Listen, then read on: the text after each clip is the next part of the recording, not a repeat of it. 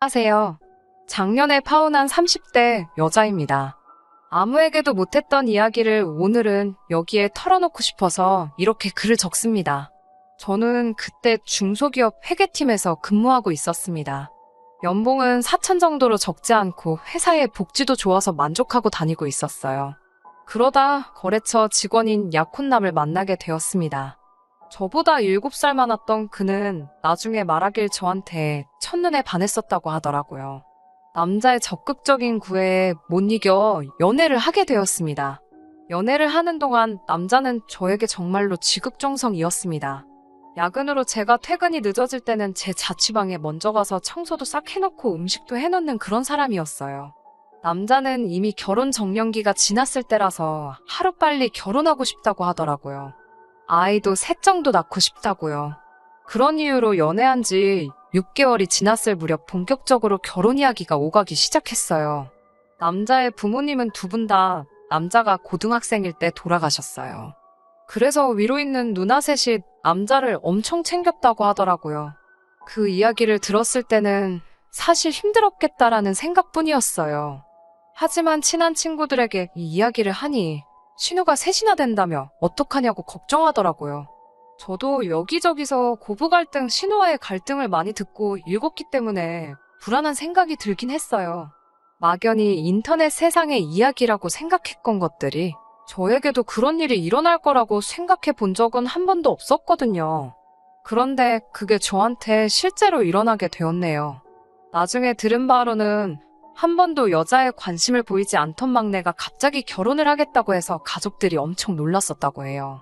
하지만 제 기억에서 그 사람들이 보인 관심은 좋은 것과는 거리가 멀었습니다.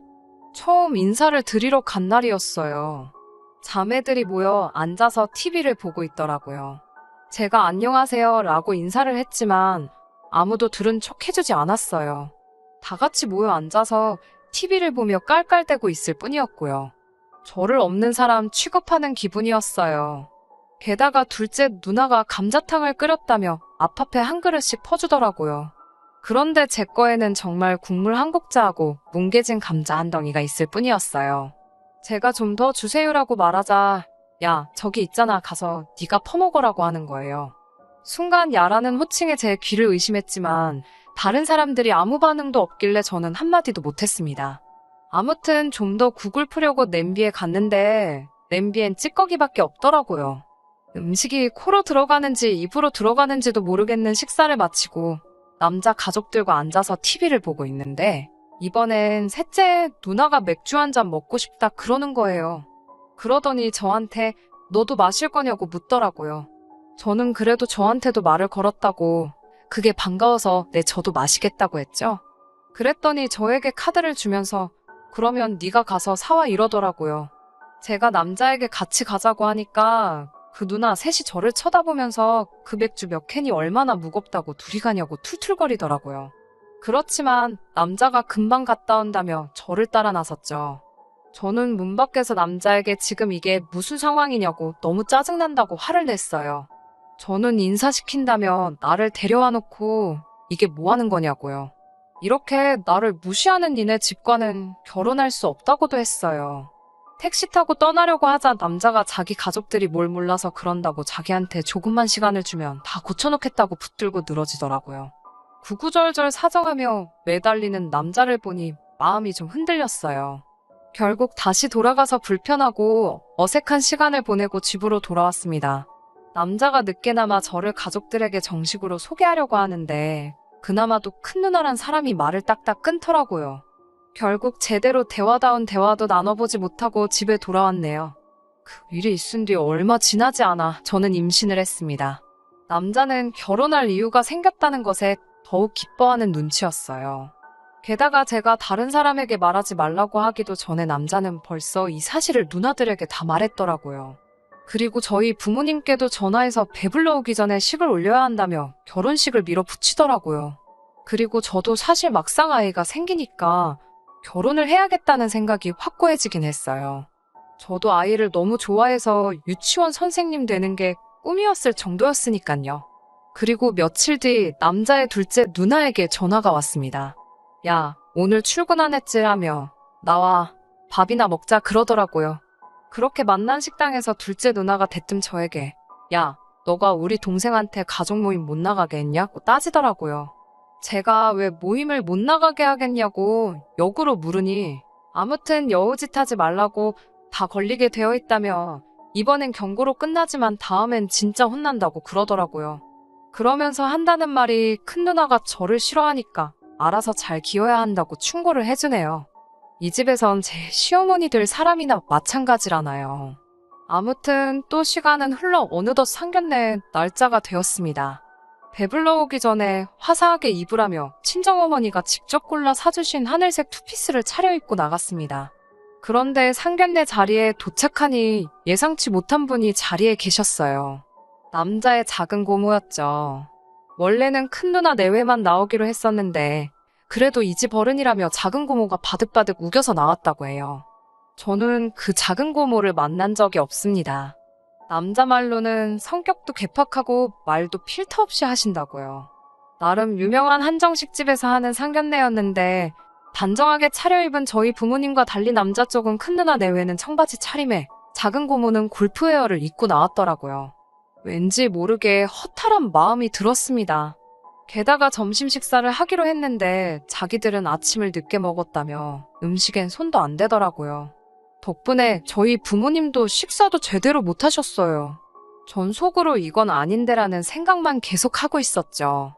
게다가 작은 고모라는 사람이 한다는 말이 어른이 먼저 이렇게 나오기 전에 싹싹하게 와서 인사도 하고 해야 된다면서 저더러 어려서 그런가 철이 없다고 하시더라고요.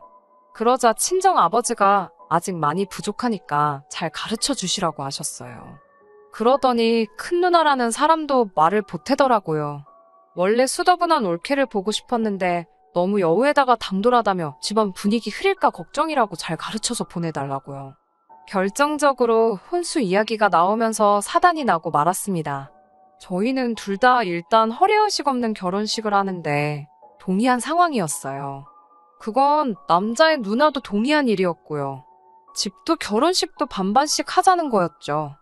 그런데 그 이야기를 들은 작은 고모가 저희 부모님한테 당신들도 생각이 있으면 딸 시집 보내는데 필요한 도리는 해야 되는 거 아니냐고 대뜸 삿대질을 하더라고요. 저희 부모님한테 막말을 쏟아내는 남자 쪽 가족들을 보고 있으니 너무 머리도 아프고 속도 안 좋았는데 결정적으로 작은 고모라는 사람이 저희 부모님을 모욕하는 모습을 보고 나니 순간 쓰러질 것 같았어요. 그리고 곧 이어 다리 사이에서 뜨뜻한 느낌이 느껴졌어요. 테이블 아래로 내려다보니 피가 흐르고 있더라고요. 나중에 들으니 놀란 저희 부모님이 119를 부르고 아버지가 저를 1층까지 업고 내려가셨다고 해요. 병원에 도착해서 소변줄 꽂고 검사하고 했지만 결국 그날 새벽에 유산했습니다. 담당 의사 선생님 말씀으론 산모가 스트레스를 많이 받은 것 같다고 하셨대요. 병원 유긴실에 누워 하염없이 울고 있는데 남자랑 그 고모라는 사람이 찾아왔더군요. 큰 누나 내외도 왔고요. 그 점자는 저희 아버지는 남자를 보자마자 멱살을 잡아 끌고 병실 밖으로 나갔습니다.